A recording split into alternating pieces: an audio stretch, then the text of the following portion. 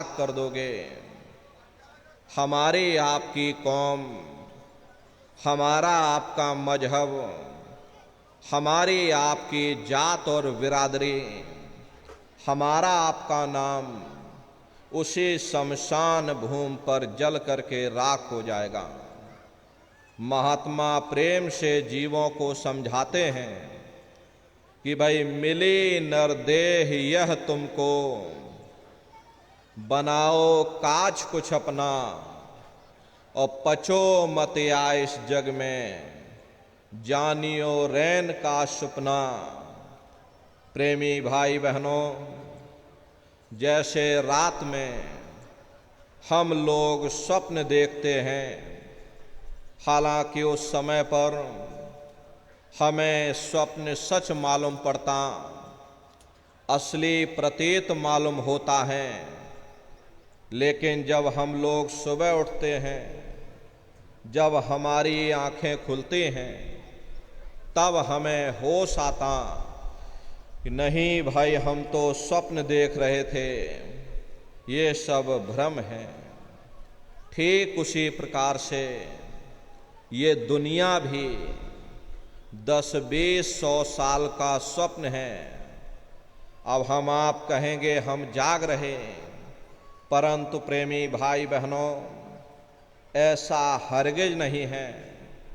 जिस दिन मौत का वक्त आएगा, हम लोग रोएंगे, हाय हाय करके चिल्लाएंगे कि हाय, हमने सारी जिंदगी यूं ही स्वप्न में गुजार दी, जागने का समय तो अभी आया था, जो कुछ करना था अभी करना था। लेकिन प्रेमी भाई बहनों, अब पछताए होत क्या, जब चिड़िया चुग गई खेत। महात्मा प्रेम से जीवों को समझाते हैं कि भाई देह और ग्रेह सब झूठा, भरम में काहे को खपना। ये घर बार हमारा अपना नहीं, ये पराया देश है, ये सराय खाना है, ये मुसाफिर खाना है। ये शरीर भी हमारा अपना नहीं, ये भी काल का पिंजरा है, किराए का मकान है, पराया मकान है। किसी को 40-50 साल के लिए मिला, किसी को 80-90-100 साल के लिए मिल गया। जितने जितने श्वास उस मालिक ने बख्शे हैं, उसे भुगतने के बाद में हमें इस शरीर को यहीं छोड़ जाना। श्वास दुधारा नित ही जारी, एक दिन खाली चाम। प्रेमी भाई बहनों, एक तालाब पानी से चाहे कितना भी क्यों ना भरा हो, आप एक छोटी सी नाली काट कर खोल दीजिए, तालाब में छोटा सा छेद कर दीजिए, तो सारा पानी ही तालाब से बाहर निकल जाएगा। ठीक उसी प्रकार से हमारा ये शरीर भी श्वासों का भंडार है। जब तक श्वासों का भंडार जारी है, हम दुनिया के काम काज में फंसे हुए, दुनिया के कारोबार में उलझे हुए, लेकिन जिस वक्त ये श्वासों का भंडार खाली होगा, टेलीफोन खड़क जाएंगे, तार पहुंच जाएंगे, संदेश पहुंच जाएंगे, सब रिश्ते नातेदार, सब कुटुंब परिवार वाले, सब अड़ोस पड़ोस वाले मिनटों सेकंडों में इकट्ठा हो जाएंगे। प्रेमी भाई बहनों, जिस शरीर से तुम इतना प्रेम किया करते थे, उसे कोई एक रात भी घर में रखने को तैयार नहीं होता। कंधों पर लटका करके शमशान भूमि पर छोड़कर आ जाते, मामूली कष्ट नहीं होता। मौत के समय में घनघोर पीड़ा होती है, जनमत मरत दुसह दुख हुई। सहजो बाई ने बयान किया कि सहजो मौत आईया, अंग अंग दिया तोड़, और हिया जरे छाती फटे, उठे पीर घन घोर। गुरु महाराज सत्संग में फरमाते थे कि जैसे 1,00,000 बिच्छू एक साथ मिल करके हमारे शरीर पर डंक मारें, उससे भी लाखों करोड़ों गुना ज्यादा मौत के समय में दर्द होता है। जब मृत्यु आती है तो किस तरह से प्राण निकलते हैं, प्राणों के निकलने की क्या प्रक्रिया होती है, पहले उसे आप अच्छी तरह से समझ लीजिए। देखो प्रेमी भाई बहनों, जैसे संसार में महाप्रलय आती है, महाप्रलय के समय क्या होता, सबसे पहले पूरी पृथ्वी ढह जाती। ये पृथ्वी पानी में घुल करके और पानी हो जाती है। जैसे षष्ठी की प्रलय एक बहुत बड़ी कयामत है, ठीक उसी प्रकार से शरीर की प्रलय ये छोटी सी कयामत है। तो जैसे ही मौत आती है, सबसे पहले गुदा चक्र टूटता है, सिमटत भास श्वास उठ जावे, और प्राणपति जब सिमट समावे, उस समय हमारी श्वासें रुक जाती, शरीर की चेतना पीछे सिमटने लगती। तो सबसे पहले गुदा चक्र टूटता है, क्योंकि गुदा चक्र में पृथ्वी का वास होता है। गुदा चक्र टूट करके ऊपर इंद्रिय चक्र में समा जाता। इंद्रिय चक्र में जल का वास होता, यानी जल ने पृथ्वी को घोल दिया। फिर जब इंद्रिय चक्र टूटेगा तो ऊपर नाभि चक्र में समा जाएगा। नाभि चक्र में अग्नि का वास होता, यानी अग्नि ने फिर जल को सुखा दिया। ये नीचे से सिमटाव होता है, नीचे से ऊपर की ओर सिमटाव होता। फिर जब ये नाभि चक्र टूटेगा तो हृदय चक्र में समा जाएगा। हृदय चक्र में वायु का वास होता, यानी वायु ने अग्नि को अपने में समाहित कर लिया, और इस तरह से वायु आकाश में उड़ गई। ये आंखों की पुतलियां ऊपर पलट जाती हैं, मुंह खुला का खुला रह जाता। महात्मा प्रेम से जीवों को समझाते हैं कि भाई जब यह कर्म कला उपजावे और बुद्धि सुरत की आन दबावे, जब यह जीवात्मा पांचों तत्वों को लांग करके जल पृथ्वी अग्नि वायु आकाश पांचों तत्वों को लांग करके ऊपर आती है, तो काल दाढ़ में आन दवानी, और जब ढर के नैनन से पानी, जब काल अपनी दाढ़ में दबाता है, उस समय नेत्रों से पानी निकलता, इंद्रियां टूट टूट करके चकनाचूर हो जाती। लगे टकटकी दिखे न भाई, वाही समय को करे सहाय। उस समय जीव टकटकी लगाकर देखता है कि कोई मेरी मदद कर दे, कोई मेरी सहायता कर दे, कोई मुझे पीड़ा से बचा ले। लेकिन प्रेमी भाई बहनों, सब नात रिश्तेदार खड़े रह जाते, सगे संबंधी कुटुंब परिवार वाले सब देखते रह जाते, डॉक्टर वैद्य हकीम सब घेरे रह जाते, लेकिन उस समय आपको कोई बचा नहीं पाता। यमदूत आते हैं, प्राणों की डोरी को तोड़ देते और जीवात्मा को खींच करके इस शरीर से बाहर कर दिया जाता। जैसे ही तुम्हारी ये जीवात्मा शरीर से अलग हुई, ये शरीर हमारा मिट्टी हो जाता। फिर इस मिट्टी को एक रात अपने घर में कोई रखने को तैयार नहीं होता। अरे आपके कितने भी सगे संबंधी क्यों ना हो, खास नात रिश्तेदार क्यों ना हो, लेकिन एक रात कोई घर में मट्टी रखने के लिए तैयार नहीं होता। कहते भाई जल्दी करो जल्दी करो, अब इनकी शक्ल देखने में हमको डर लग रहा, जल्दी से बाजार से कफन खरीद के लाओ, जल्दी से लकड़ियाँ खरीद के लाओ, जल्दी से चिता तैयार करो, इनको घर में से जल्दी से उठा ले जाओ, वहीं शमशान भूमि पर जला देना। ये जो घर में इनके कपड़े लत्ते पड़े हुए, हर इनके कपड़े लत्ते भी उठा ले जाओ, वहीं शमशान भूमि पर जला देना।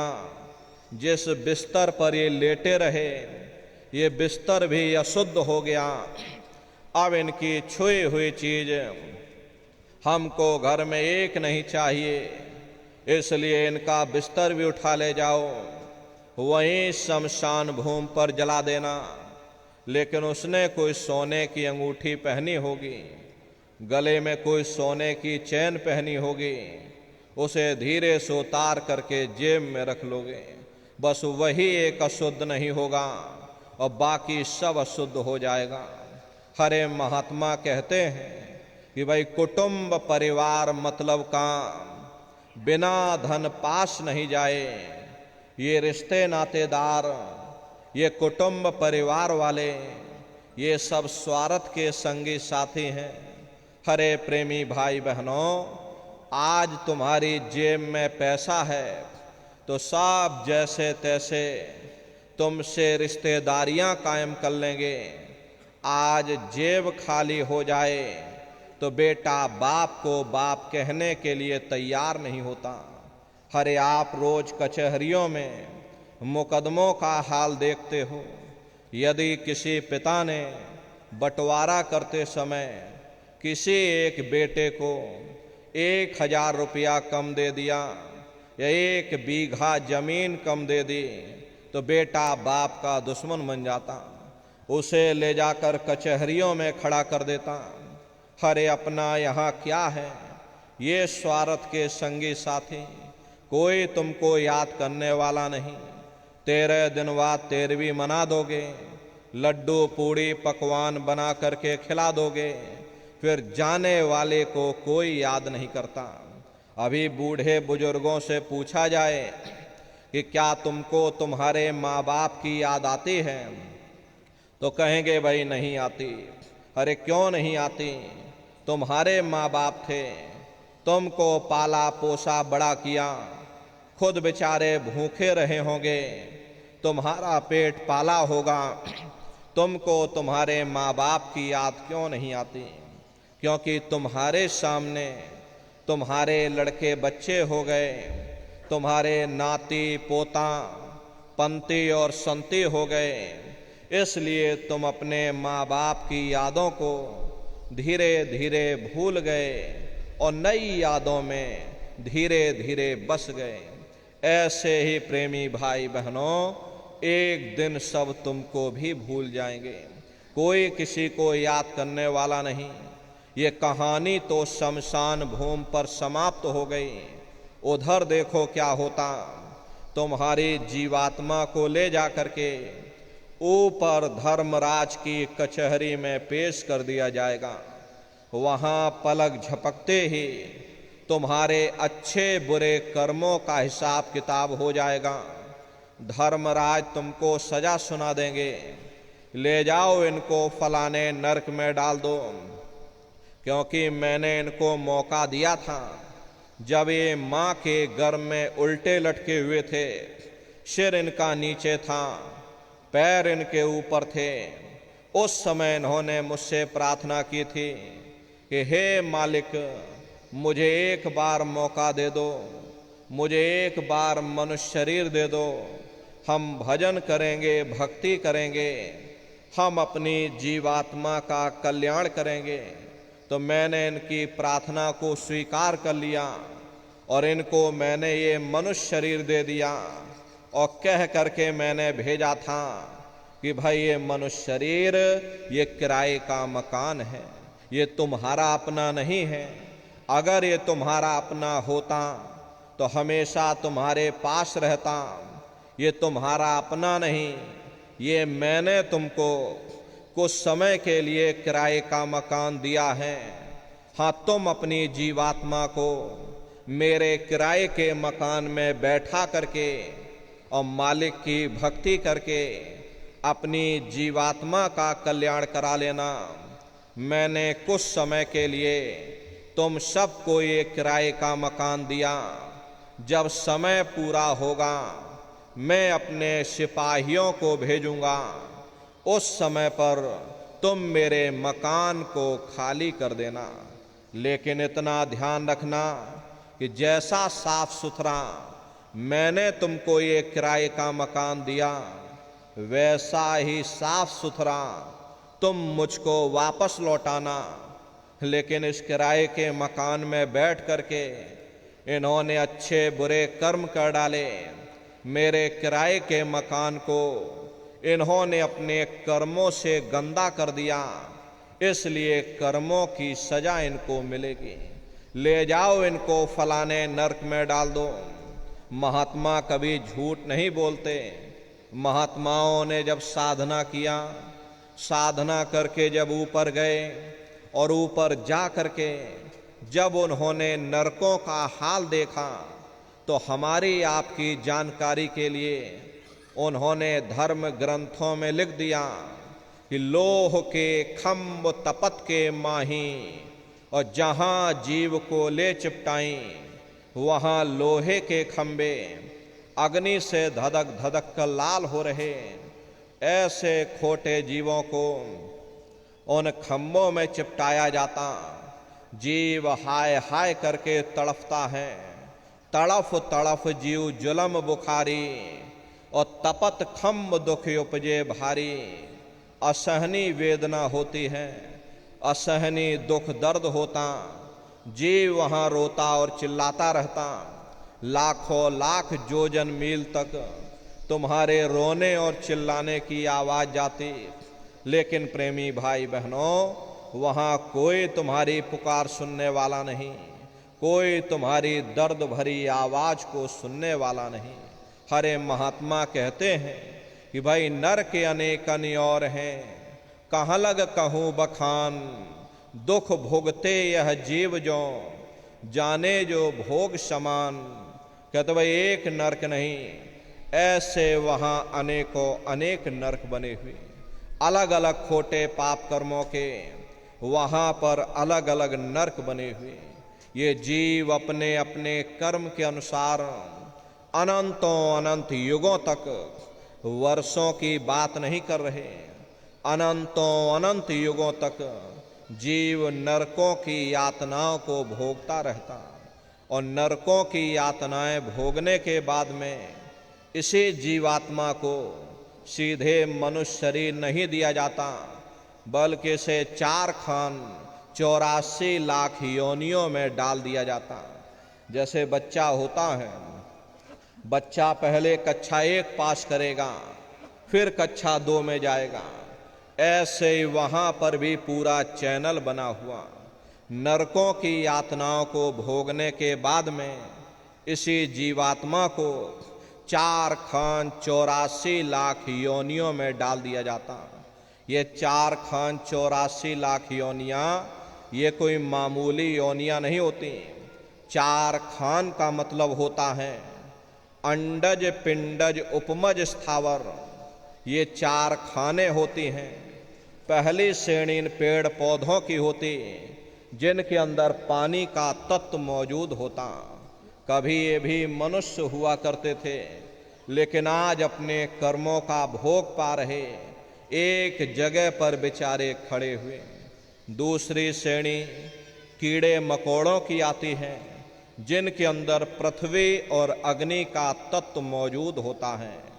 तीसरी श्रेणी पंछियों की आती, चौथी चौपाए जानवरों की आती, और 5वीं स्वयं इंसान की आती है, जिसके अंदर 5 तत्व जल पृथ्वी अग्नि वायु आकाश 5 तत्व मौजूद होते। प्रेमी भाई बहनों, ये 4 खाने हैं, इनकी अलग अलग कुल 84 लाख योनियां होती हैं। अब आप पेड़ पौधों को देखिए तो नीम का पेड़ अलग है, जामुन का पेड़ अलग है, पीपल का पेड़ अलग है, ऐसे ही अलग अलग प्रजातियों के कीड़े मकोड़े, अलग अलग प्रजातियों के पशु पंछी, कुल मिलाकर के 84 लाख योनियां हैं। हम दुनिया के जीव नरकों की यातनाएं भोगने के बाद में इन्हीं 84 लाख योनियों में डाल दिए जाते हैं। मामूली कष्ट नहीं होता। अरे हमको आपको गर्मी लग गई तो हम लोग छाया में आ गए, सर्दी लग गई कंबल रजाई ओढ़ लिया, भूख लग गई रोटी खा ली, बीमार हो गए अस्पतालों में चले गए, अपना अपना इलाज करवा लिया।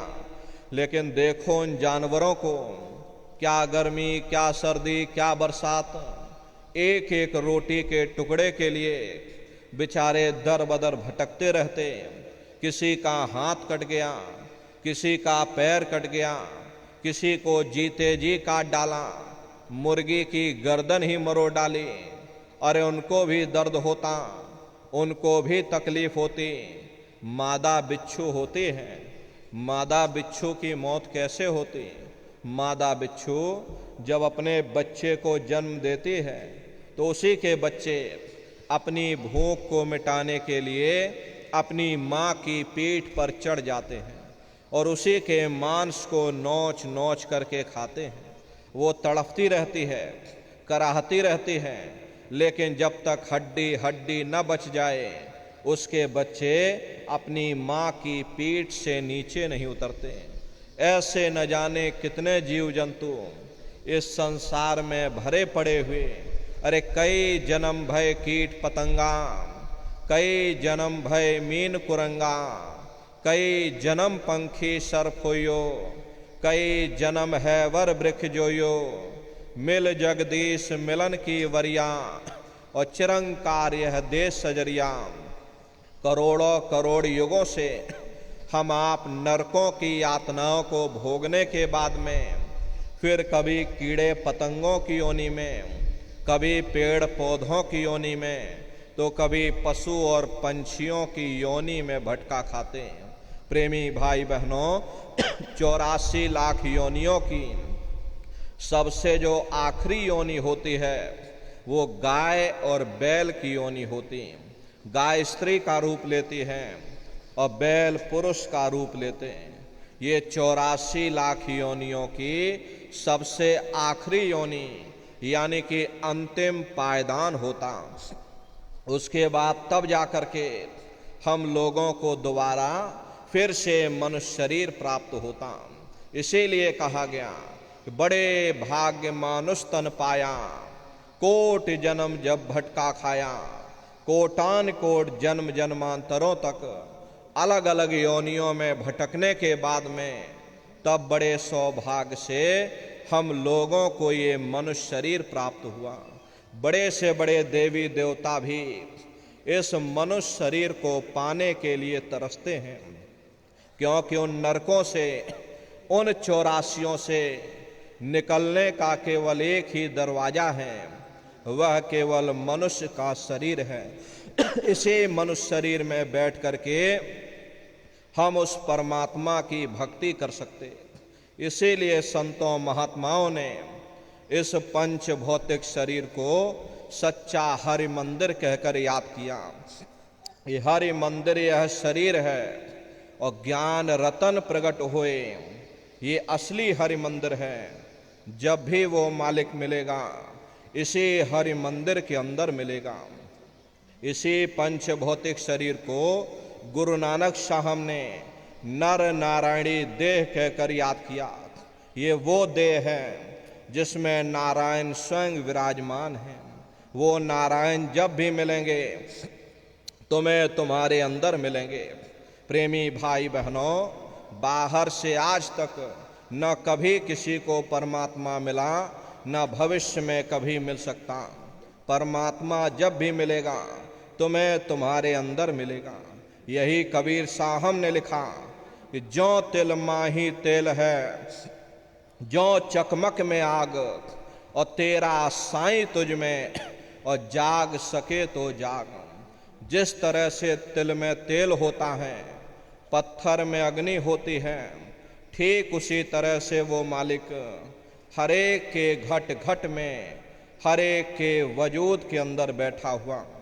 यही आपकी धर्म पुस्तकों में भी लिखा कि अरे मोको का धूड़े रे बंदे, मैं तो तेरे पास में, और ना तीरथ में ना मूरत में, मैं तो हूँ विश्वास में।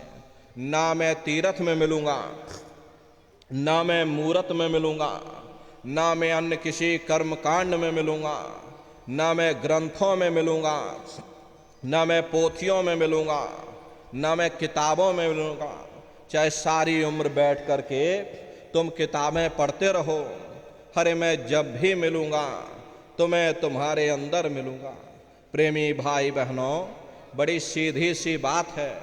ये अगर खाना बनाने की किताब सारी उम्र बैठ करके पढ़ते रहोगे कि खाना ऐसे बनता है और खाना वैसे बनता है, खाने में नमक डाला जाता और खाने में तेल डाला जाता, तो कभी तुम्हारा पेट नहीं भर सकता। जब तक आप खाना बनाओगे नहीं, उसे स्वयं खाओगे नहीं, कभी तुम्हारा पेट नहीं भर सकता। हम वेदों की निंदा नहीं करते, हम ग्रंथों की निंदा नहीं करते, हम गीता, कुरान और बाइबल की निंदा नहीं करते। अरे वेद, शास्त्र, गीता, कुरान, बाइबल कहती है कि भाई मनुष्य के अंदर अंड खंड ब्रह्मांड हैं, स्वयं वो परमात्मा इसके अंदर बैठा हुआ। चलो अंदर चलो, अंदर चल करके उस परमात्मा का दर्शन दीदार करो। अब सवाल ये उठता है, भाई आखिर हम अपने अंदर जा करके उस परमात्मा का दर्शन कैसे करेंगे? तो इसके लिए संतों महात्माओं ने केवल 3 साधन बताए। साधन 3 सार उनवर्ने, और साधन सब थोथे मान। इस कलयुग में उस मालिक को पाने के लिए महात्माओं ने केवल 3 साधना बताई। पहला है सुमरन, दूसरा है ध्यान और तीसरा है भजन। सुमरन कहते हैं मालिक को याद करना, ध्यान कहते हैं अपनी दिव्य दृष्टि को खोलना, ध्यान को एकाग्र करना, और भजन कहते हैं कान में उंगली डाल करके उस शब्द को सुनना, उस नाम को सुनना, उस देववाणी आकाशवाणी को सुनना जो 24 घंटे तुम्हारे अंदर गूंज रही। तो कैसे आप लोग सुमरन करोगे, कैसे ध्यान करोगे और कैसे आप लोग भजन करोगे, जरा अच्छी तरह से समझिएगा और फिर घर पर बैठ करके करिएगा। तो सबसे पहले सुमरन कैसे किया जाएगा? सुमरन करने के लिए एक माला आप लोग ले लेना। ये देखिए प्रेमी भाई बहनों, 108 दाने की ये माला है। अपने अपने घरों में बैठ करके बाहर से अपनी आँख को बंद कर देना, दोनों आँखों के मध्य भाग में अपने ध्यान को एकाग्र करके और दाने दाने पर जय गुरुदेव नाम का उच्चारण करिएगा। हर दाने पर जय गुरुदेव नाम, हर दाने पर जय गुरुदेव नाम, जय गुरुदेव जय गुरुदेव जय गुरुदेव, कुल 108 बार करिएगा। दोबारा इसी जगह फिर वापस आ जाओगे। जब आप जय गुरुदेव नाम का उच्चारण करोगे तो दोनों आँखों के मध्य भाग में अपने ध्यान को रोक करके और दाने दाने पर जय गुरुदेव नाम का उच्चारण करिएगा। जिसको आप याद कर रहे हो, एक समय ऐसा आएगा वो अंतर में तुम्हारे सामने प्रकट हो जाएगा। उसके स्वरूप को देख लेना, फिर उसी के स्वरूप को याद करके दाने दाने पर जय गुरुदेव नाम का उच्चारण करिएगा। दूसरी बार फिर यहीं से जय गुरुदेव नाम का उच्चारण, तीसरी बार फिर यहीं से जय गुरुदेव नाम का उच्चारण। इस तरह से कुल 8 बार जय गुरुदेव नाम का सुमरन सभी नए प्रेमी भाई बहन करिएगा। 8 बार करने के बाद ये माला आप रख देना। प्रेमी भाई बहनों, ये जय गुरुदेव नाम किसी साधारण इंसान का नाम नहीं, ये स्वयं उस अनामी महाप्रभु का नाम है। समय समय पर संत महात्मा अपने अपने समय पर आकर के उस मालिक के नाम को जगाते हैं। अपनी साधना के द्वारा उस मालिक के नाम को सिद्ध करते हैं। जैसे कबीर साहब आए, उन्होंने साहिब नाम सिद्ध किया। गुरु नानक साहब आए, उन्होंने वाहे गुरु नाम सिद्ध किया। गोस्वामी जी महाराज आए, उन्होंने राम नाम सिद्ध किया। मीराबाई आई, उन्होंने गिरधर नाम सिद्ध किया। इसी तरह से हमारे गुरु महाराज जय गुरुदेव नाम सिद्ध करके गए। जय गुरुदेव नाम का जहाज लगा कर गए। अगर इस जहाज पर सारी दुनिया बैठेगी, ये जहाज सारी दुनिया को पार करेगा। नए जीवों के लिए नामदान की प्रक्रिया को और सरल से सरल किया गया। वरना बहुत से पुराने पुराने प्रेमी हैं, अगर उनसे पूछा जाए कि भाई जरा नाम रूप स्थान गाजे बाजे बता दो, वो तक भूल जाते। अब इतने पुराने हो करके आज तक याद नहीं कर पाए, बड़ा भारी दोष लगता। इसीलिए नए जीवों के लिए नामदान की प्रक्रिया को और सरल से सरल किया गया, ताकि चाहे कोई बगैर पढ़ा लिखा व्यक्ति हो, चाहे बूढ़े बुजुर्ग हों, चाहे बच्चे बच्चियां हों, आसानी से आप लोग समझ जाओ और सुमरन ध्यान भजन कर सको। एक है साध है सब सद है, सब साध है सब जाए। अपने गुरु की उंगली पहले पकड़ लो, गुरु तुम्हारा सच्चा रहबर। और गुरु गोविंदो खड़े काके लागो पाई, और बलिहारी गुरु आपने जिन गोविंद दियो बताई। महिमा उन्हीं की है जिन्होंने गोविंद को लखा दिया। इसीलिए कहा जाता है कि गुरुर ब्रह्मा गुरुर विष्णु गुरुर देवो महेश्वरः गुरुर साक्षात पर ब्रह्म तस्मै श्री गुरुवे नमः। तीन लोक नौ खंड में गुरु से बड़ा न कोई, और कर्ता करे न कर सके, गुरु करे सो होई। इसलिए प्रेमी भाई बहनों, साधना करने से पहले जय गुरुदेव नाम का सुमरन सभी नए प्रेमी भाई बहन करिएगा। सुमरन करने के बाद में फिर आप ध्यान पर बैठिएगा। दूसरा है ध्यान, और ध्यान कहते हैं दृष्टि को एकाग्र करना। कैसे आप लोग ध्यान करोगे, जरा अच्छी तरह से समझ लीजिए।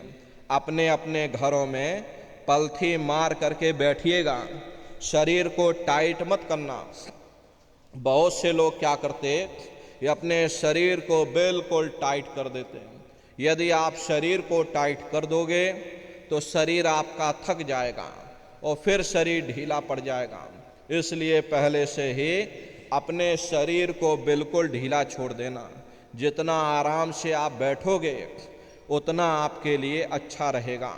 तो ढीले बदन से बैठिएगा, आँखों को धीरे से बंद कर देना। इन आँखों पर भी कोई जोर मत देना। बहुत से प्रेमी क्या करते हैं कि अपनी इन आँखों पर जोर लगाते हैं ताकि जल्दी से दृष्टि एकाग्र हो जाए। यदि आप अपनी बाहरी आँखों पर जोर लगाओगे तो आँखों की पुतलियों में दर्द होगा, फिर आप अपनी बाहरी आँखों को खोल दोगे। इन बाहरी आँखों का यहाँ पर कोई मतलब नहीं है। जैसे सोते समय धीरे से आँख को बंद करते हो, ऐसे ही धीरे से आँख को बंद कर लेना। अंतर में सामने देखिएगा, सामने आपको अंधेरा दिखाई पड़ेगा। बस उसी अंधेरे में एक जगह पर आप अपनी दृष्टि को एकाग्र करिएगा। होशियारी यही रहे, ये आँखों की पुतलियाँ हिलने ना पाएं। शुरुआती समय में ये आँखों की पुतलियाँ अंदर अंदर हिलेंगी, लेकिन जब आप अभ्यास करोगे, करत करत अभ्यास ते और जड़मत होत सुजान, जब अभ्यास करते रहोगे तो आँखों की पुतलियाँ हिलना बंद हो जाएंगी। तो दूर सामने अंधेरे में एक जगह पर आप अपनी दृष्टि को रोकिएगा, या उस अंधेरे को ही आप देखते रहना। एक टक हो करके सामने अंधेरे को देखते रहिएगा। उस समय किसी के बारे में सोचना नहीं, किसी के बारे में विचार मत करिएगा। विचार करने की आदत हमारे अंदर पहले से पड़ी हुई है। हम किसी भी व्यक्ति को देखते हैं तो देखने से पहले ही हम उस व्यक्ति के बारे में विचार करने लग जाते हैं। ये जो विचार हैं यही ध्यान में बाधक बन जाते हैं। इसलिए कोशिश ये करना, जब आप ध्यान पर बैठो मन में कोई विचार ना आने पाए, निर्विचार हो करके, शून्य हो करके, शरीर को बिल्कुल हिलाना डुलाना नहीं, शून्य हो करके आप उस अंधेरे को देखते रहिएगा। एक टक हो करके सामने अंधेरे को देखते रहो। देखते देखते देखते देखते आपकी दृष्टि अंधेरे में एकाग्र हो जाएगी, और जैसे ही आपकी दृष्टि उस अंधेरे में एकाग्र होगी तो सुई की नोक के बराबर काले में भी काला बिंदु, बड़ा चमकीला बिंदु होगा, तारे की तरह चमचम चमचम चमकेगा, वो सामने आपको दिखाई पड़ जाएगा। जब वो चमकदार बिंदु सामने दिखाई पड़ जाए तब आप अपनी दृष्टि को उस बिंदु पर एकाग्र करिएगा। जब आप अपनी दृष्टि बिंदु पर एकाग्र कर लोगे तो बिंदु के चारों तरफ से बड़ा भारी प्रकाश निकलेगा, चक्र की तरह से बहुरंगी प्रकाश होगा। वो प्रकाश धीरे धीरे बड़ा होता चला जाएगा। साधक इतना मोहित हो जाता है कि बिंदु को तो छोड़ देता और दाएं बाएं प्रकाश को देखने में लग जाता। जब आप दाएं बाएं प्रकाश को देखने में लग जाओगे, क्योंकि प्रकाश उस बिंदु से निकल रहा और आपने बिंदु को ही छोड़ दिया, प्रकाश को देखने में लग गए, तो प्रकाश भी गायब हो जाएगा, वो बिंदु भी गायब हो जाएगा, फिर अंतर में अंधेरा छा जाएगा, फिर आपको उतनी मेहनत करनी पड़ेगी। इसलिए दाएं बाएं बिल्कुल मत देखिएगा, आपका निशाना उस बिंदु पर टिका रहे जिसमें से वो प्रकाश निकल रहा। वही बिंदु दरवाजा है, वही बिंदु खिड़की है, उसी को हरि का द्वार यानी कि हरिद्वार कहा गया। जब आप उस बिंदु को देखते रहोगे तो वो दरवाजा खुल जाएगा, ये शिव नेत्र खुल जाएगा, ये दिव्य दृष्टि खुल जाएगी और आप दरवाजे के अंदर दाखिल हो जाओगे। एक बार प्रेमी भाई बहनों ये दिव्य दृष्टि खुल गई तो फिर क्या भूत, क्या भविष्य और क्या वर्तमान, कोई भेद आपसे गुप्त नहीं रहेगा। लाखों वर्ष पहले क्या हुआ था, भविष्य में क्या होने वाला है, आप बैठ करके ध्यान में सब कुछ देख सकते हो। तो यह है ध्यान करने का तरीका। और तीसरा है भजन। गाने बजाने का नाम भजन नहीं है, नाच गाना ढोल मजीरा का नाम भजन नहीं है। भजन कहते हो उस रूहानी आवाज को सुनना, उस शब्द को सुनना, उस नाम को सुनना, उस देववाणी आकाशवाणी को सुनना जो 24 घंटे तुम्हारे अंदर गूंज रही है। तो कैसे भजन करोगे, जरा अच्छी तरह से समझ लीजिए। ये दोनों उंगली कानों में डाल करके ये कानों को बंद कर देना। कान इसीलिए बंद किए जाते हैं ताकि बाहर की कोई आवाज हमको सुनाई ना पड़े। अपनी सुविधा से बैठिएगा, कुर्सी पर चाहे कुर्सी पर बैठ जाओ, सोफे पर चाहे सोफे पर बैठ जाना, या कोई तकिया इस तरह से रख लेना, दोनों कोहनी यहाँ रख करके और दोनों उंगली कानों में डाल करके ये कानों को बंद कर लेना। बहुत सी हमारी माताएं बहनें हैं, बूढ़े बुजुर्ग हैं, आपके घुटनों में दर्द होता है, रीढ़ की हड्डी में दर्द होता है और आप बैठ करके नहीं कर पाते हो, तो आप लेट करके करिएगा। ऐसे सीधे लेट जाना, लेटे लेटे आँख और कान को बंद कर देना। मतलब तो आँख और कान को बंद करना है, चाहे आप लेट करके करो, चाहे आप बैठ करके करो। यही कहा गया कि आँख कान मुख बंद कराओ, अनहद झिंगा शब्द सुनाओ। यानी पहले अपनी आँख को बंद करो, अपने कान को बंद करो, अपने मुख को बंद करो, दोनों उंगली कानों में डाल करके ये कानों को बंद करके और ऊंचे से ऊंचा ध्यान दे करके उस आवाज को सुनने की कोशिश करो। प्रेमी भाई बहनों, जब आप अपने कानों को बंद करके गौर से अंतर में आवाज को सुनोगे तो आपको ऐसा अनुभव होगा कि कहीं सीटी जैसी आवाज हमारे कानों में गूंज रही है। टी, इस तरह से सीटी जैसी आवाज शुरू में आप सभी को सुनाई पड़ेगी। शाम को अपने अपने घरों में जाकर बैठिएगा ये कानों को जरा बंद कर देना, अंतर में ध्यान से आवाज को सुनना, तो सीटी जैसी आवाज आप सभी को सुनाई पड़ेगी। करना कुछ नहीं है, लेटे हो चाहे बैठे हो, बस आप उस आवाज को सुनते रहना और सुनते सुनते उसी में लीन हो जाओ। जब आप उसमें लीन हो जाओगे तो कुछ समय बाद में दोबारा आपको अनुभव होगा कि कहीं बड़ी दूर से एक महीन आवाज, घंटे और शंख की आवाज हमारे कानों में बज रही है। जैसे मंदिरों में घंटियां बजती हैं, टन टन टन, इसी तरह से घंटे और शंख की आवाज आप सभी को सुनाई पड़ेगी। प्रेमी भाई बहनों, जब घंटे और शंख की आवाज आपको सुनाई पड़ने लग जाए तब आप सीटी की आवाज को छोड़ देना और घंटे शंख की आवाज को पकड़ लेना, उसको सुनने लग जाना। जब आप उसको सुनने लग जाओगे तो वो आवाज धीरे धीरे बढ़ना शुरू होगी और बढ़ते बढ़ते इस कदर बढ़ेगी कि आपके रोम रोम में घंटे और शंख की आवाज गूंजने लग जाएगी।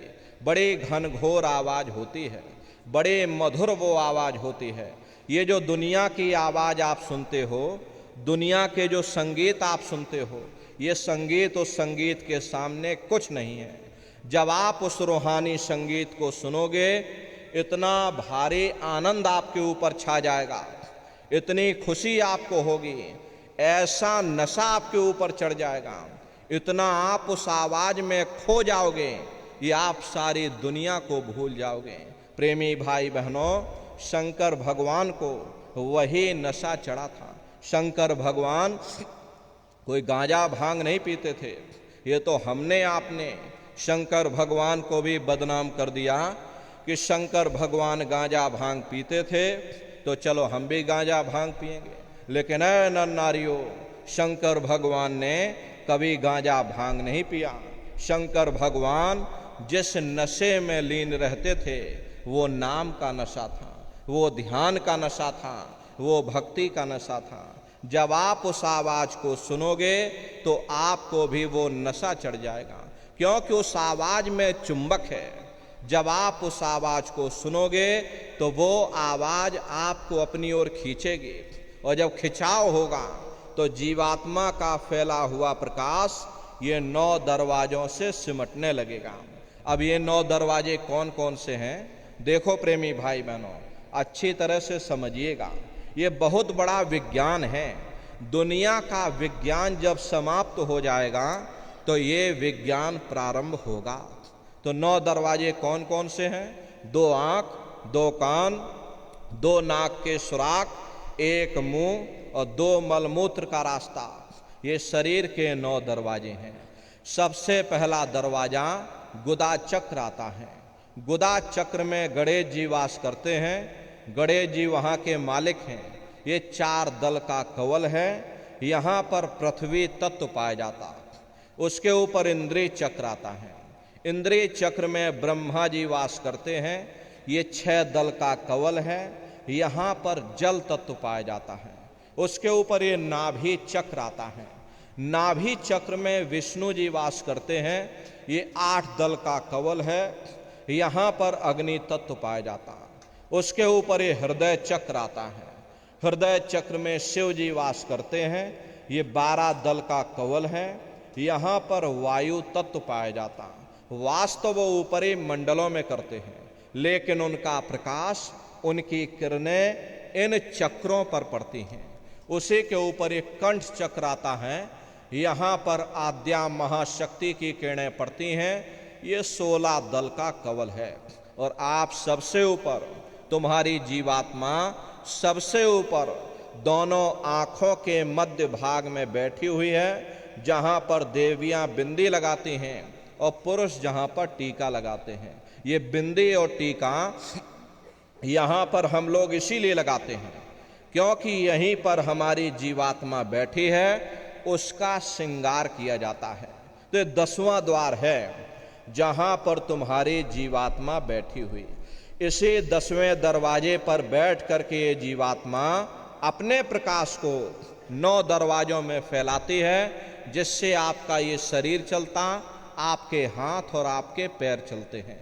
जब आप भजन करोगे और घंटे शंख की आवाज को सुनोगे तो उस आवाज में चुंबक है, वो आवाज आपको अपनी ओर खींचेगी, और जब खिंचाव होगा तो जीवात्मा का फैला हुआ प्रकाश ये 9 द्वारों से सिमट करके यहीं 10वें दरवाजे पर इकट्ठा हो जाएगा।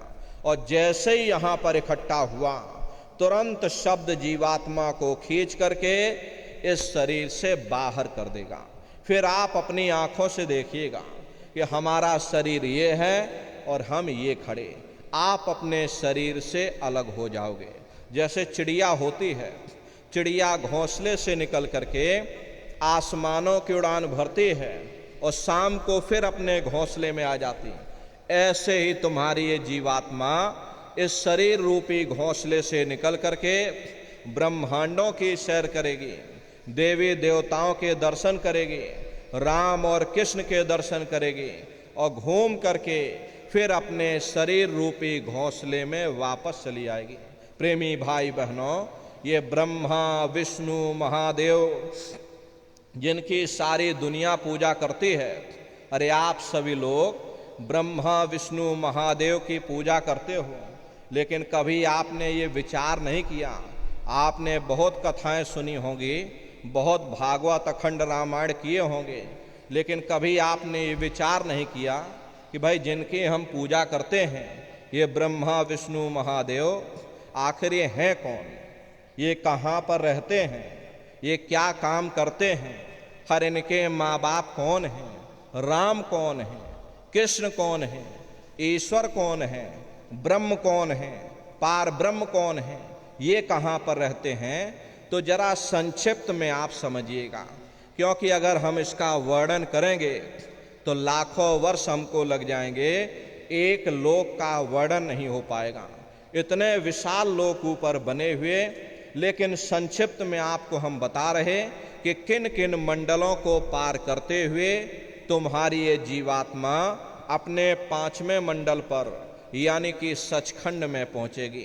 प्रेमी भाई बहनों, जब आप भजन करोगे और घंटे शंख की आवाज को पकड़ करके जब आप शरीर रूपी घोंसले से बाहर निकल जाओगे तो उसी शब्द को पकड़ करके, उसी घंटे शंख की आवाज को पकड़कर ये जीवात्मा ब्रह्मांडों की चढ़ाई करती है। पलक झपकते यह जीवात्मा खरबों योजन ऊपर चली जाती है। ये सूरज चांद सितारों को पार करने के बाद सबसे पहले जो आपको लोक मिलेगा उसे महात्माओं ने शिवलोक कहा। शिवलोक तमोगुणी स्थान है, वहां के मालिक शिव जी हैं, वो पार्वती जी के साथ उस लोक में विराजमान हैं। चैतन्य धार जो ऊपर से नीचे आ रही, जिसे महात्माओं ने गंगा कहा, वह अपना केंद्र बिंदु शिवलोक को बनाती है। इसीलिए शिव जी की जटा में ये गंगा दर्शाई जाती हैं। इस लोक में असंख्यों जीवात्माएं रहती हैं। ये सभी जीवात्माएं शिव स्वरूप में मौजूद होती हैं। जब आप वहां पहुंचोगे और शिव जी का जब प्रत्यक्ष दर्शन करोगे तो आपका स्वरूप भी शिव के समान यानी कि शिव स्वरूप हो जाएगा। शिव जी का दर्शन करने के बाद फिर जब आप ऊपर चढ़ोगे, उसी के ऊपर ब्रह्मा जी का लोक आएगा। ब्रह्मा जी का लोक वो रजोगुणी स्थान है।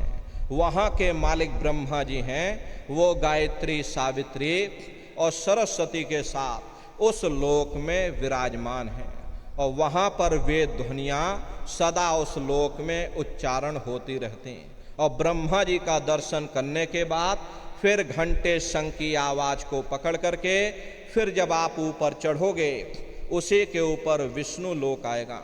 विष्णु लोक वो सतोगुणी स्थान है। वहाँ के मालिक विष्णु जी हैं, उनका बड़ा मनमोहक स्वरूप है। उनकी 4 भुजाएं हैं और चारों भुजाओं में शंख गदा पद्म और चक्र सुशोभित हैं, और आप क्षीर सागर में लक्ष्मी जी के साथ विराजमान हैं। ये तीनों देवता ब्रह्मा विष्णु और महादेव अपने अपने लोक में बैठ करके राज कर रहे। एक रचयिता है जो जीवों को रचता है, एक पालनहार है जो जीवों को पालता है, और एक संहार करता जो जीवों को नष्ट कर देता। एक का काम है घड़े को बनाना, एक का काम है घड़े की सुरक्षा करना, एक का काम है घड़े को फोड़ देना। इनकी जो माता हैं वो आद्या महाशक्ति हैं। ब्रह्मा विष्णु महादेव लोक के ऊपर वो आद्या महाशक्ति का लोक आता है और उसी लोक को पार करने के बाद सबसे पहला देश पड़ता है, या यूं कह लीजिए कि पहली राजधानी पड़ती है, जिसे महात्माओं ने सहस दल कवल कहा। वो राजधानी है। ये ब्रह्मा विष्णु महादेव के जो लोक हैं उस राजधानी के अंतर्गत आने वाले जिले हैं। आप इस तरह से समझिए जैसे आपके उत्तर प्रदेश की राजधानी लखनऊ है और ये मैनपुरी आपका जिला है, इसी तरह प्रेमी भाई बहनों वो सहस दल कवल राजधानी है। राजधानी का जो मालिक है वो निरंजन भगवान है। ये ब्रह्मा विष्णु महादेव ये निरंजन भगवान के ही पुत्र हैं और ये आद्या महाशक्ति ये निरंजन भगवान की अर्धांगिनी हैं। निरंजन भगवान स्वयं तीनों लोकों के मालिक हैं। उन्हीं को त्रिलोकीनाथ कहा जाता। हिंदू उन्हीं को परमात्मा कहते, मुसलमान उन्हीं को खुदा कहते, ईसाई उन्हीं को गॉड कहते। ये जल एक है। जल को चाहे आप नीर कह लो, चाहे पानी कह लो, चाहे आप वाटर कह लो। इसी तरह प्रेमी भाई बहनों वो परमात्मा भी एक है। घंटे और शंख की आवाज जो हर इंसान के अंदर गूंज रही वो आवाज उन्हीं के मुखार बिंद से हो रही। निरंजन भगवान का जो स्वरूप है वो ज्योतिष स्वरूप है। हजार बाती की अखंड ज्योति वहां पर बराबर जल रही। हम आप यहाँ मंदिरों में ज्योत जलाते हैं, ये तो हम आप उसकी नकल करते हैं। महात्माओं ने आपको चिन्ह बता दिया कि भाई उनका ऐसा स्वरूप है, तो हम लोग यहाँ पर नकल करने लगे। इस ज्योत में तेल की जरूरत पड़ती है, बाती की जरूरत पड़ती है, लेकिन वो अखंड ज्योति ऐसी है जिसमें ना तेल की जरूरत और ना बाती की जरूरत है। पलटू साहब ने जिक्र किया है कि उल्टा कुआ गगन में तिस्में जरे चिराग और तिस्में जरे चिराग, बिना रोगन बिन बाती और 6 ऋतु 12 मास जरत रहे दिन राती। और सतगुर मिले जो होए ताहि की नजर में आवे और बिन सतगुर नहीं कोई वाह को दर्शावे। वो अखंड ज्योति ऐसी है जिससे पूरा ब्रह्मांड प्रकाशवान हो रहा। जितनी भी अवतारी शक्तियां आई, राम आए, राम को वहीं से नीचे उतारा गया। इसीलिए उस देश को अयोध्या नगरी या कौशलपुर देश भी कहा गया। अरे गोस्वामी जी महाराज जब साधना करके वहां पहुंचे तभी उन्होंने रामचरित्र मानस में लिख दिया। क्या उन्होंने रामचरित्र मानस में लिखा? देखिए गोस्वामी जी महाराज कहते हैं कि मोदयों नैन त्रिशत में भयो पुन चितवत कौशलपुर गयो। जब मैंने अपने बाहर की आंख बंद की, मेरी अंतर की आंख खुल गई और मैं क्या देख रहा हूं, मैं कौशलपुर देश में पहुंच गया। मोह विलोक राम मुस्काई, मुझे देख करके राम भगवान प्रसन्न हो गए। उन्होंने ऊपर जाने का मुझे रास्ता दे दिया। मैं ऊपर जा करके क्या देख रहा हूं कि उधर माज सुनि अंडज राया, देखें बहु ब्रह्मांड निकाया, अति विचित्र ताह लोक अनेका, रचना अधिक एक तेका। विचित्र विचित्र भांत के वहां पर लोग बने हुए, एक से बढ़कर एक सुंदर। वहां सोने के महल बने हुए जिनकी शोभा अवर्णीय है।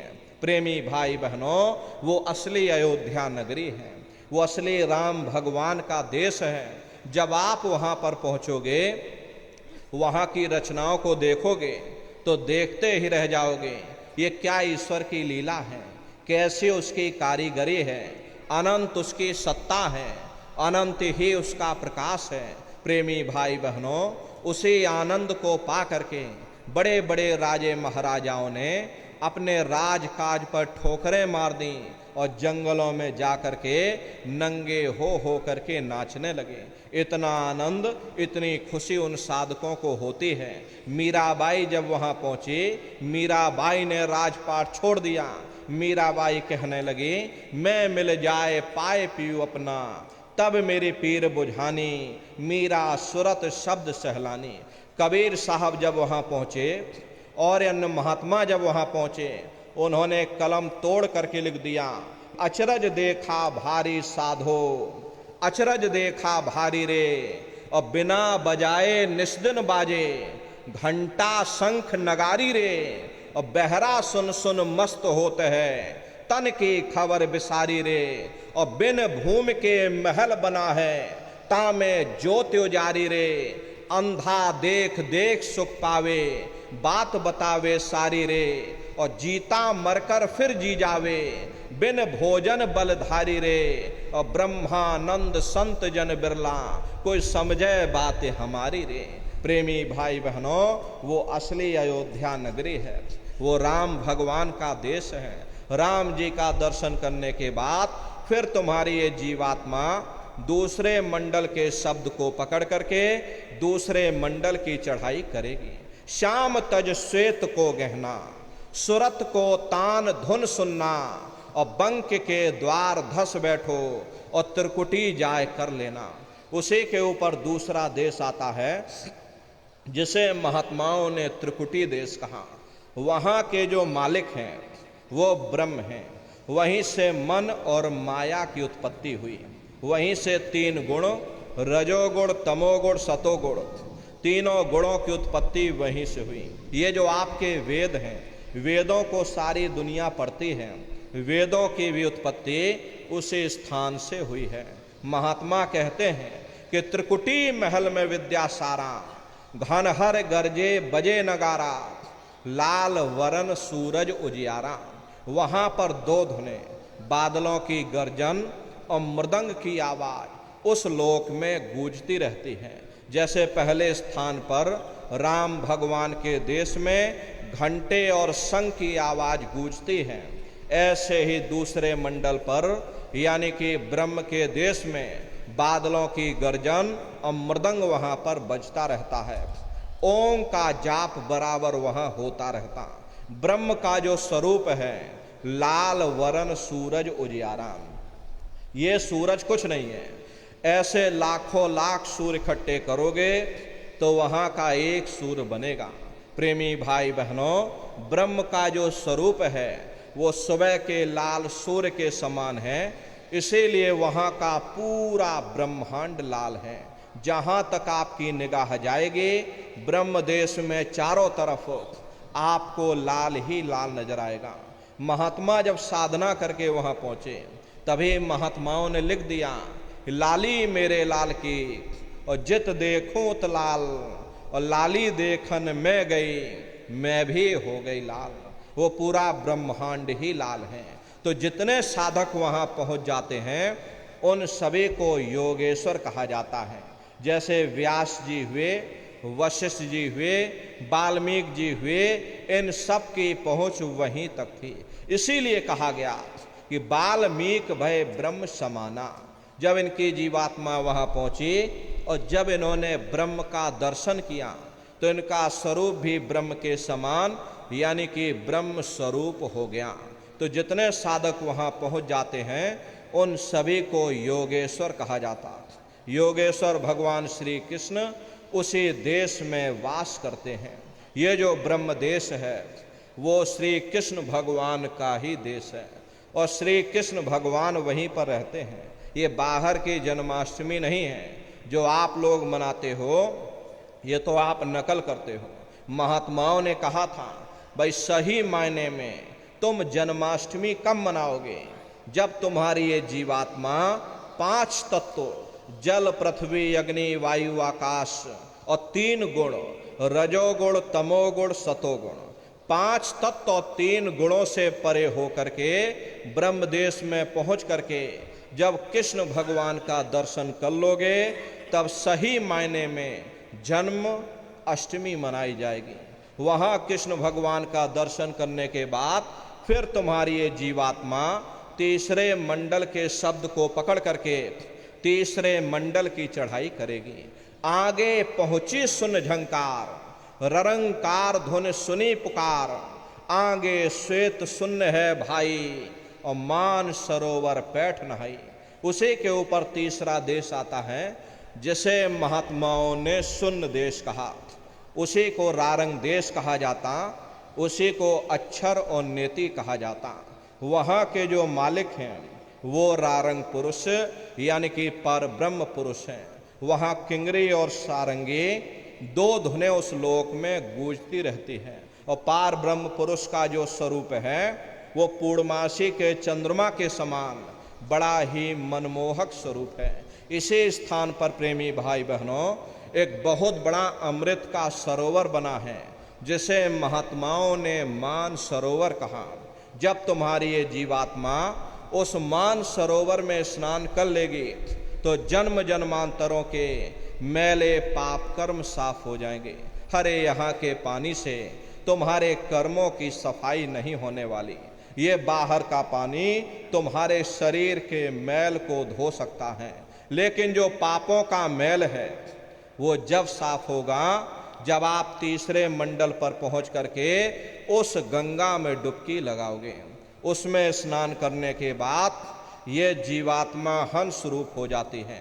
हंसन मिले हंसा हो जाई, मिले जो अमी हरा है। जीवात्मा का खुद का प्रकाश उस अमृत के सरोवर में स्नान करने के बाद 16 सूर्य के बराबर हो जाता। तो फिर यही जीवात्मा चौथे मंडल के शब्द को पकड़ करके चौथे मंडल की चढ़ाई करती है। 2 पर्वत के संग निहारो और भंवर गुफाते संत पुकारो। 2 पर्वतों को पार करने के बाद वो बड़ा सुंदर देश आता जिसे महात्माओं ने भंवर गुफा कहा। वहाँ के जो मालिक हैं वो सोहंग पुरुष हैं। वहाँ बंशी यानी मुरली की मधुर ध्वनियाँ सदा उस लोक में उच्चारण होती रहती हैं। और सोहंग पुरुष का दर्शन करने के बाद ताके परे धाम सतनामा और बीन बजे सतलोक ठिकाना। सोहंग देश के ऊपर वो 5वां देश आता है जिसे महात्माओं ने सचखंड देश कहा। वो सचखंड देश अजर अमर अविनाशी सदा एक रस रहने वाला देश है। वहाँ न काल है, न कर्म है, न दुख है, न संताप है, न पुण्य है, न पाप है। जो जीवात्माएं वहाँ पहुँच जाती हमेशा के लिए जन्म मरण के बंधनों से आज़ाद हो जाती। वहाँ के जो मालिक हैं वो सत्पुरुष भगवान हैं जिनके रोम रोम में खरबों खरब सूरज चांद सितारे प्रकाशवान। वही हमारे आपके सच्चे मालिक हैं, वही हमारे आपके सच्चे पिता हैं। हमको आपको वहीं से नीचे उतारा गया। फिर शब्द को पकड़ करके शब्द शब्द पौड़ी पर चढ़कर और पहुँचो सचखंड सतनाम। तो शब्द की सीढ़ी हर मंजिल पर लगा रखी। शब्द कब पकड़ में आएगा? जब आप भजन करोगे। और भजन कैसे किया जाएगा जरा अच्छी तरह से समझ लो। ये आँख और कान को बंद करिएगा लेकिन मन को रोकिएगा। ऐसे समय पर तुम्हारा ये मन जरूर भागेगा। अभी आप यहाँ सत्संग में बैठे हो, शरीर तुम्हारा यहाँ बैठा लेकिन मन सारी दुनिया में भाग रहा। किसी को पानी पीने जाना है, मन पानी पीने पहुँच गया। कोई बाल बच्चों को घर में छोड़कर आया, ये मन बाल बच्चों में पहुँच गया। कोई दुकान दफ्तर छोड़ करके आया, मन दुकान दफ्तर में पहुँच गया। कोई खेती बाड़ी छोड़ कर आया, शरीर बेचारा यहाँ बैठा, मन खेत में जुताई कर रहा। तो ऐसे भजन से कोई लाभ नहीं होगा। जिन्होंने मार मन डाला उन्हीं को सूरमा कहना, और बड़ा बैरी मन घट में इसी का जीतना कटना। अगर दुनिया में कोई हमारा दुश्मन है वो केवल हमारा मन है। ये मन रूपी रावण कब मरेगा? जब आप 9 द्वारों पर फतेह हासिल करके यहाँ 10वें द्वार पर चढ़ जाओगे, तब सही मायने में दशहरा मनाई जाएगी। ये बाहर की दशहरा नहीं है। प्रेमी भाई बहनों, महात्माओं ने कहा था भाई सही मायने में तुम दशहरा कब मनाओगे?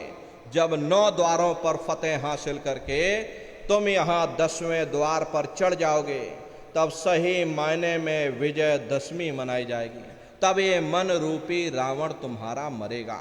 तब तुम्हारी ये जीवात्मा, अरे इसी जीवात्मा को महात्माओं ने राम भी कहा। अरे आपकी धर्म पुस्तकों में लिखा है, एक राम दशरथ का बेटा, एक राम घट घट में लेटा, एक राम का सकल पसारा, एक राम है सबसे न्यारा। एक वो राम है जो अयोध्या के वासी हैं, और एक राम घट घट में लेटे, यानी हमारी आपकी जीवात्मा जो हर एक के अंदर मौजूद है। महात्माओं ने कहा भाई एक वो राम है, और एक राम का सकल पसारा, यानी पहले स्थान के मालिक वो निरंजन भगवान, जिनको दुनिया त्रिलोकीनाथ कहती है, जिनका ये पूरा पसारा, पूरा संसार है। महात्माओं ने कहा भाई एक वो राम है, और एक राम है सबसे न्यारा। 5वें स्थान के मालिक वो सत्पुरुष भगवान जो हमारे आपके सच्चे पिता हैं। महात्माओं ने कहा भाई एक वो राम है। तो महात्मा तो उस राम की महिमा गाते हैं। मोटी बात आप पकड़िए कि भजन कैसे करोगे। ये आंख और कान को बंद कर देना, ऊंचा ध्यान दे करके सुनना। शुरू शुरू में सीटी जैसी आवाज आप सभी को सुनाई पड़ेगी, उसे पकड़ लेना, सुनते रहना। कुछ समय बाद में दोबारा आपको अनुभव होगा कि कहीं बड़ी दूर से एक महीन आवाज, घंटे और शंख की आवाज हमारे कानों में बज रही। जब घंटे शंख की आवाज आपको सुनाई पड़ने लग जाए, तब आप सीटी की आवाज को छोड़ देना और घंटे शंख की आवाज को पकड़ लेना। एक बार प्रेमी भाई बहनों, आप उस आवाज को पकड़ लो, फिर वो आवाज आपको नहीं छोड़ेगी, खींच करके शरीर से बाहर कर देगी। फिर रोज आना, रोज जाना, रोज ब्रह्मांडों की सैर करना, रोज देवी देवताओं के दर्शन करना, रोज राम और कृष्ण के दर्शन करना, और घूम करके फिर अपने शरीर रूपी घोंसले में वापस चले आना। तो प्रेमी भाई बहनों, ये भजन करने का तरीका, सुमरन, ध्यान और भजन नित्य नियम से आप लोग करिएगा। नागा नहीं होने पाए। अरे आप शरीर को भोजन देते हो, सुबह दोपहर शाम खाते रहते, लेकिन कभी आपने विचार ये नहीं किया, ये जीवात्मा जो जन्म जन्मांतरों से भूखी प्यासी बैठी है, जिसकी शक्ति से तुम्हारा इतना बड़ा शरीर चल रहा, तो कभी अपनी जीवात्मा को तुमने भोजन नहीं दिया। इसका भोजन शब्द है, इसका भोजन नाम है, इसका भोजन भजन है।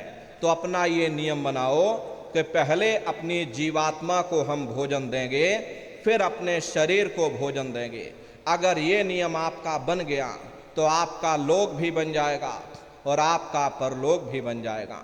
प्रेमी भाई बहनों, उस मालिक को पाने के लिए तुम्हें घर बार छोड़ने की जरूरत नहीं है, तुम्हें समाज छोड़ने की जरूरत नहीं है, तुम्हें जात बिरादरी बदलने की जरूरत नहीं है। ये जात पात के रगड़े झगड़े ये हमारे अपने नहीं हैं, ये सिर्फ हमारे मन की खुराफात है। आप सभी लोग बुद्धिमान हो, अपनी अपनी बुद्धि से आप सभी लोग विचार करिएगा। जब गुरु नानक साहब नहीं आए थे तब कोई सिख नहीं था, जब मोहम्मद साहब नहीं आए थे तब कोई मुसलमान नहीं था, जब ईसा मसीह साहब नहीं आए थे तब कोई ईसाई नहीं था, और पीछे लौटते चले जाओ तो केवल मनुष्य ही मनुष्य रह जाते। ये रगड़े झगड़े किसने पैदा किए? ये हमने आपने पैदा किए। अरे कोई भी महात्मा यहाँ पर आकर के ना कोई कौम बनाने आता है, ना कोई महात्मा यहाँ पर मजहब चलाने आते हैं, ना कोई जात बिरादरी बदलने आते हैं, और ना ही आप हमारे हाथों में ये डंडे और तलवारें देने के लिए आते। अरे आप तो सच्चा मार्ग, सनातन मार्ग समझाने के लिए इस धरा भूमि पर शरीर रूप में अवतरित होते हैं। हरे प्रेमी भाई बहनों, अपनी बुद्धि से विचार करिएगा। सुपच जात के भंगी थे, रैदास जी जात के हरजन थे, मीराबाई जात की छत्राणी थीं। अगर वे सब उस मालिक को प्राप्त कर सकते हैं तो आप भी उस मालिक को प्राप्त कर सकते हो। जाति पाति पूछे नहीं कोई, हरि का भजय सो हरि का हुई। लोग यहाँ जात पात बनाते बनाते मर गए, लेकिन प्रेमी भाई बहनों, जब तुम्हारी ये जीवात्मा इस मनुष्य रूपी चोले को छोड़ करके ऊपर धर्मराज की कचहरी में पहुंचेगी, तो वहां न तुमसे ये पूछा जाएगा कि भाई तुम किस जाति के हो, तुम किस कौम के हो, तुम किस मजहब के हो, तुम हिंदू हो या मुसलमान हो, तुम हिंदुस्तान से आए हो या तुम पाकिस्तान से आए हो। अरे वहां तुम्हारे कर्म देखे जाएंगे, भक्ति भाव देखा जाएगा, मालिक से मिलने का प्रेम और प्यार देखा जाएगा। इसीलिए महात्मा समझाते हैं कि भाई मालिक को पाने के लिए तुम्हें जात बिरादरी बदलने की जरूरत नहीं है, तुम्हें समाज छोड़ने की जरूरत नहीं, तुम्हें घर परिवार छोड़ने की जरूरत नहीं, तुम्हें बाल बच्चे छोड़ने की जरूरत नहीं, तुम्हें जंगलों पहाड़ों में भटकने की जरूरत नहीं, तुम्हें साधु सन्यासी और बाबा बनने की जरूरत नहीं। अरे भाई तुम अपने अपने घर परिवार में रहो, अपने अपने बाल बच्चों के साथ रहो, अपने अपने समाज में रहो, समाज की रीत नीति के अनुसार रहो, मेहनत और ईमानदारी से काम करो और 24 घंटे में घंटा 2 घंटा अपनी जीवात्मा के कल्याण के लिए सुरत शब्द नाम की कमाई यानी सुमरन ध्यान और भजन करिएगा। प्रेमी भाई बहनों, यही दौलत तुम्हारे काम आएगी, बाकी सब यहीं पड़ा रह जाएगा। सुई की एक नोक भी तुम्हारे साथ में जाने वाली नहीं है। बड़े बड़े राजे महाराजे आए, सारी जिंदगी उन्होंने ये किला बनाते बनाते गुजार दिया। आज उनके किलों को जाकर देखिए, आज खंडहर बने पड़े हुए। विश्व विजेता सिकंदर सारी दुनिया पर राज करने का ख्वाब देखता था, वो भी मुट्ठी खोल करके चला गया। कोई क्या साथ ले करके जाएगा? जो चीज तुम्हारे साथ में जाने वाली है वो केवल परमात्मा की भक्ति है। इसलिए प्रेमी भाई बहनों, वो दौलत कमा लो जो अंत समय में तुम्हारे काम आवे, वरना ये समय तुम्हारा निकलता जा रहा, ये श्वासों की पूंजी दिन प्रतिदिन कम होती चली जा रही। एक समय ऐसा आएगा ये बुलबुला तुम्हारा फूट जाएगा, फिर ना जाने दोबारा ये मनुष्य शरीर मिले ना मिले। अरे भटकते रह जाओगे युगों युगों के लिए नरकों और चौरासियों में। इसलिए प्रेमी भाई बहनों, अहो भाग्य है आपका, आपको ये मनुष्य शरीर मिल गया। इस मनुष्य रूपी मंदिर में बैठ करके वो आत्मधन कमाओ, वो रूहानी खजाना कमा लो, जिससे तुम्हारी जीवात्मा का कल्याण हो जावे। तो सुमरन ध्यान और भजन नित्य नियम से आप लोग करिएगा और सभी लोग शाकाहारी रहना, क्योंकि हमारे गुरु महाराज ने शाकाहार पर विशेष जोर दिया। गुरु महाराज हमारे कहते थे, यह बच्चे बच्चियों तुम लोग शाकाहारी रहना, शाकाहार का प्रचार करते रहना, इसी से देश और दुनिया में भारी परिवर्तन होगा।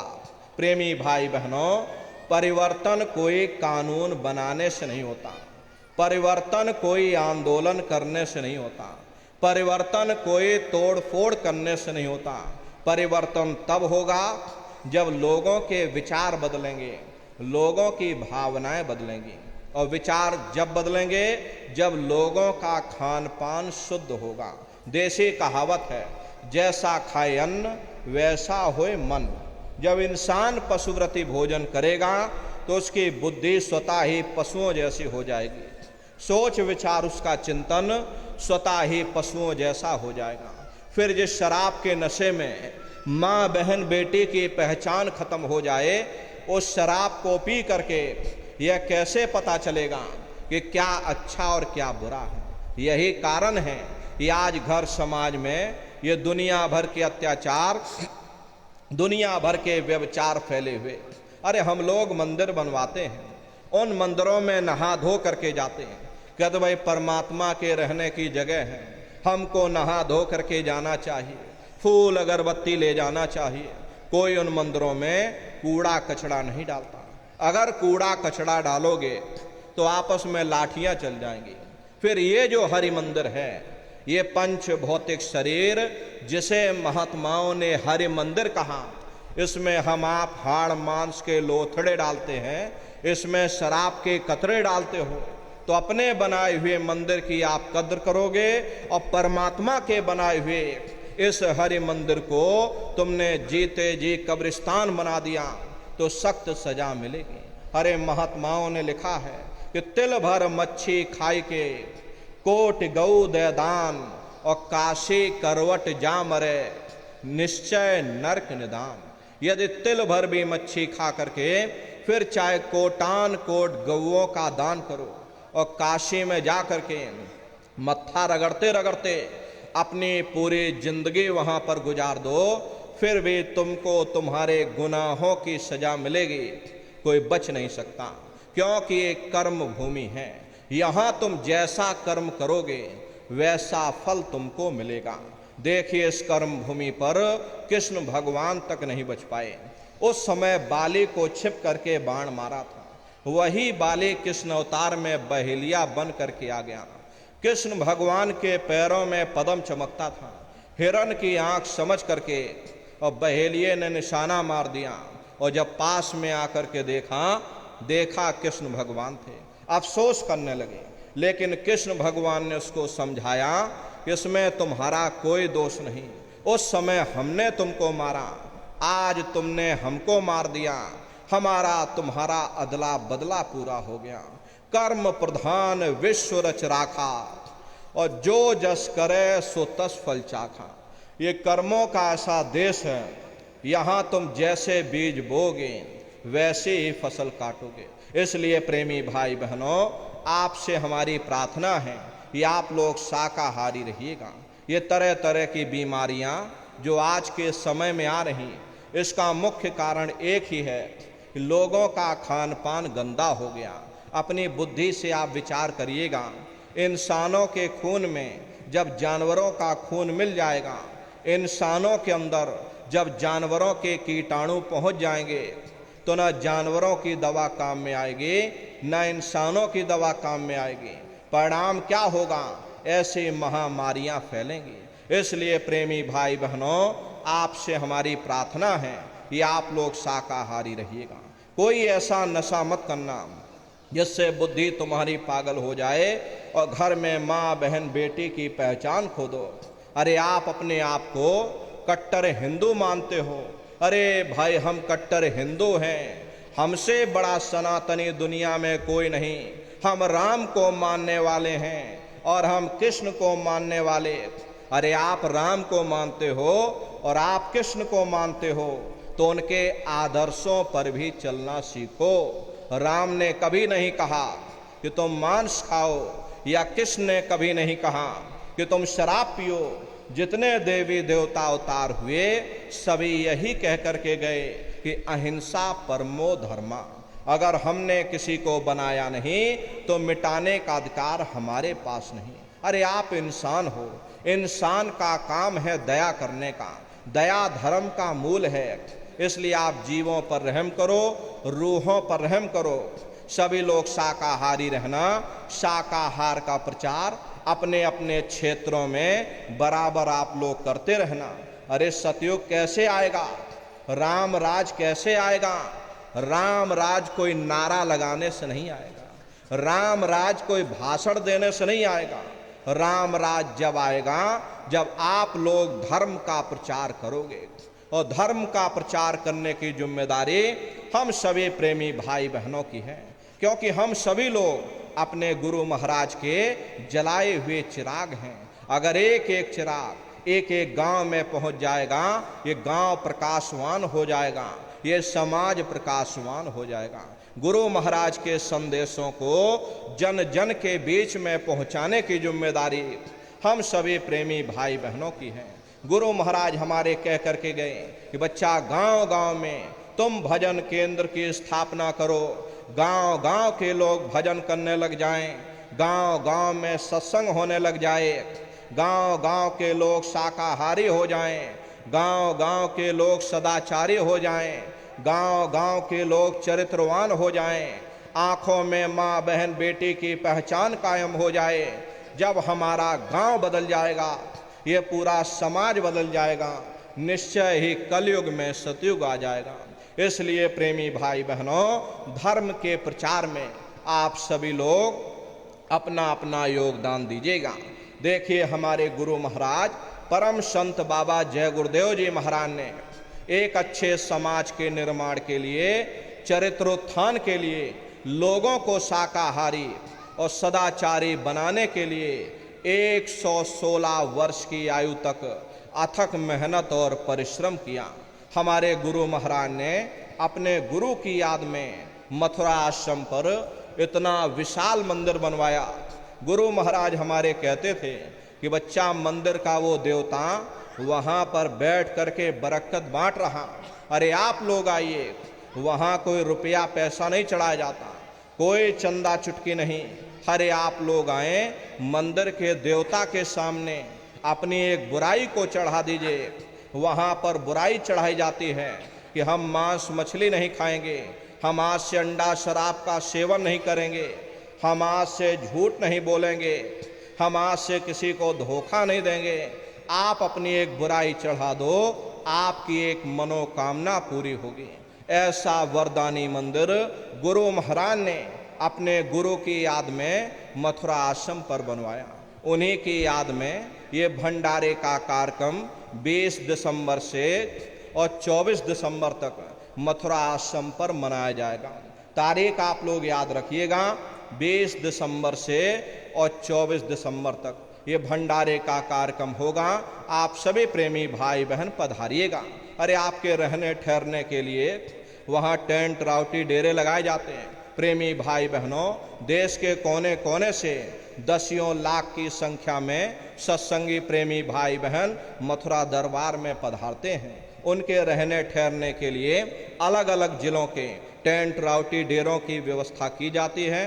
भोजन पानी के लिए अलग अलग जिलों के निःशुल्क भंडारे बराबर चलते रहते। हजारों हजार की संख्या में बराबर वहाँ पर भंडारे चलते रहते।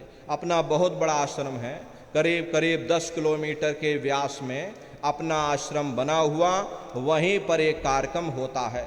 अपने आश्रम पर गुरु महाराज की एक छोटी सी गौशाला भी है।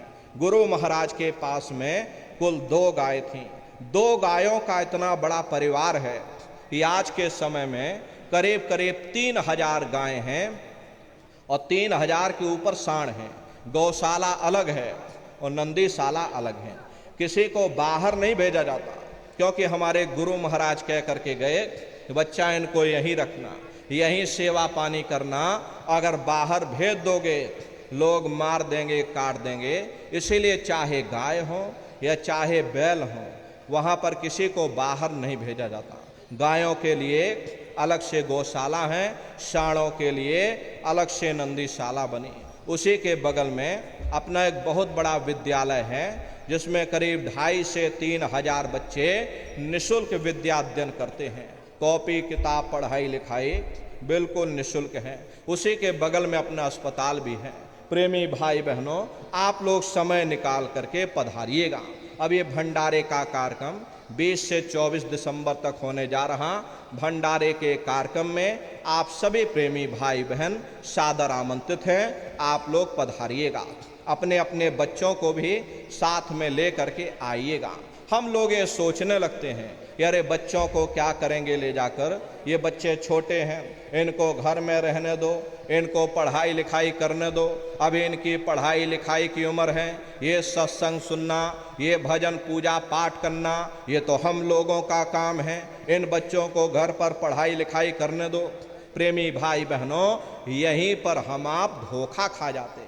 अरे पढ़ाई लिखाई जरूरी है, हम ये बात आपकी मानते हैं कि आज के समय में शिक्षा बहुत जरूरी है।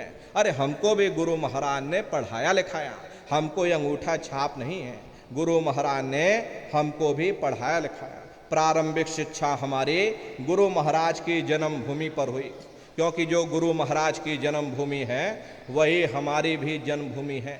वहीं पर हम प्रारंभिक उसमें 1 से लेके 5 तक हम वहीं पर पढ़े।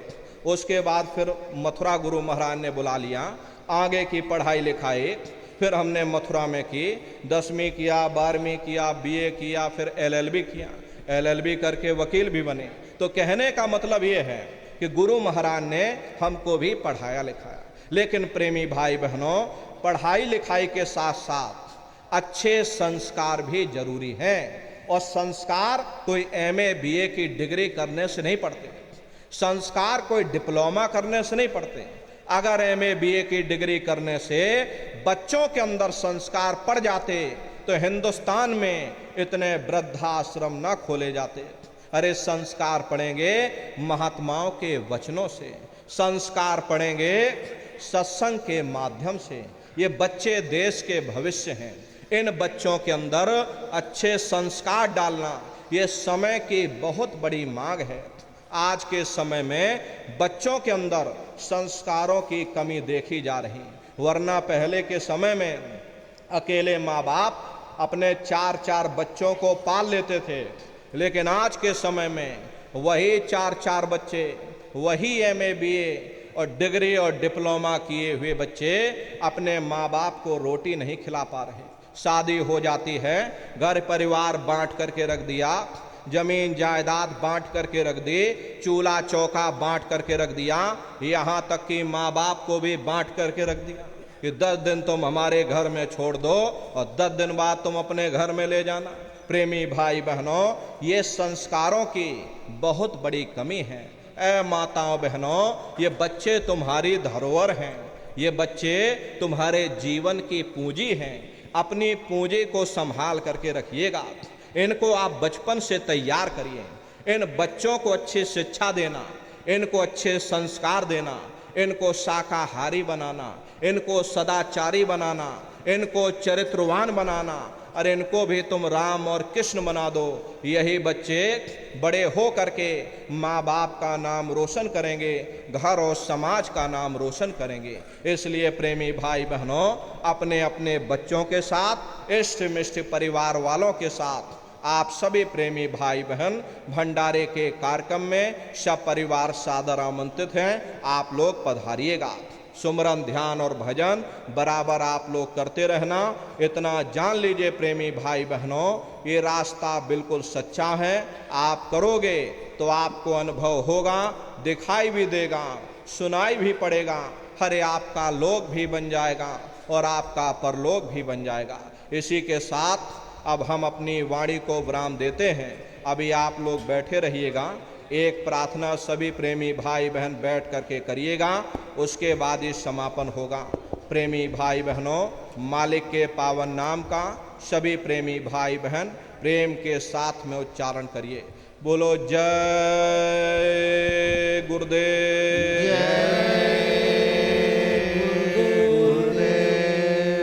गुरु महिमा है अपार जगत में, गुरु महिमा है अपार, गुरु महिमा है अपार जगत में, गुरु महिमा है अपार, गुरु महिमा है अपार